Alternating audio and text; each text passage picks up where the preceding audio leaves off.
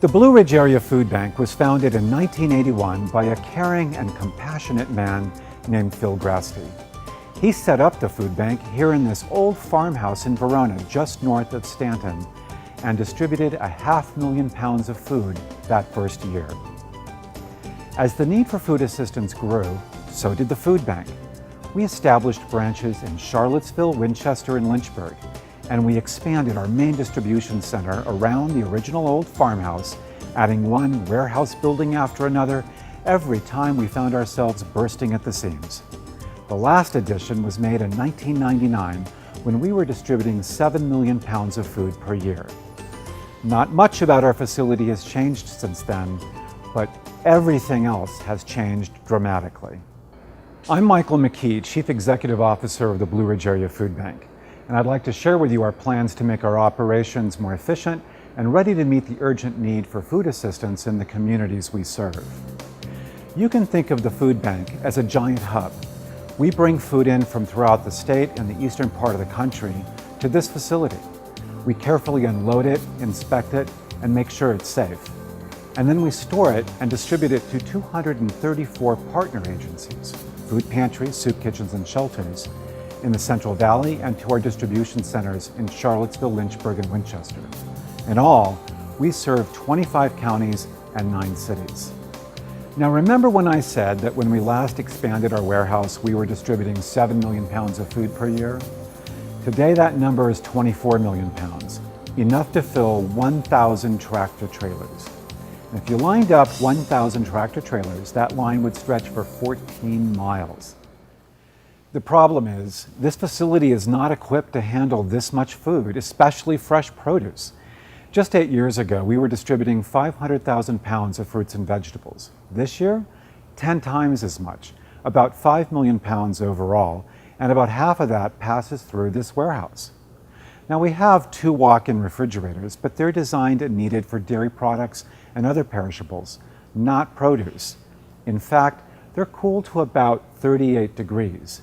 But when you put vegetables in 38 degrees and take them out and load them back on the truck, they sweat, and that leads to spoilage. So instead, we store big bins of produce wherever we can find space on the warehouse floor. And we actually turn away good, wholesome fruits and vegetables for lack of space. And that old farmhouse, it was perfectly fine in the old days when we had half the employees we have now, and our food mission was 1/4 of its current capacity. But as we grew, we took space from the warehouse for offices. Sure, we doubled and even tripled up where we could, but we need that space back. The reality today is that the level of need in our community is higher than it was even at the peak of the recession. How can that be? Well, here's why. The majority of the jobs lost during the recession were mid-paying jobs. Nothing that would make one rich, but enough to support a family. And yet, most of the jobs that have come back are lower paying, close to minimum wage, and often part-time with no benefits. And that, more than any other reason, is why we were still helping about 120,000 people every month, nearly twice the number as we were just 8 years ago. With so many people counting on us, we have to make sure that the food bank remains as effective and as efficient as possible. And that starts right here with this facility. The exponential growth and the need for food assistance simply means we need more space for food, especially cold storage, as well as offices in order to accomplish our vital mission. So let me give you a quick tour of the construction project. We'll start here. This is what we call our salvage room. It's where volunteers inspect about 1,000 tons of loose food that comes in from food drives and grocery stores. This entire structure will come down, and in its place will be one twice as big and twice as high that will house a produce cooler with enough capacity to hold 36 tons of produce. That's about 3 tractor trailer loads. It will be cooled to about 50 degrees, just right for apples, sweet potatoes, and other fruits and vegetables. Next to that will be a salvage holding room. This is where we will keep loose food items that have been donated and need to be inspected and cleaned before being placed into our inventory. And next to both is a clean room.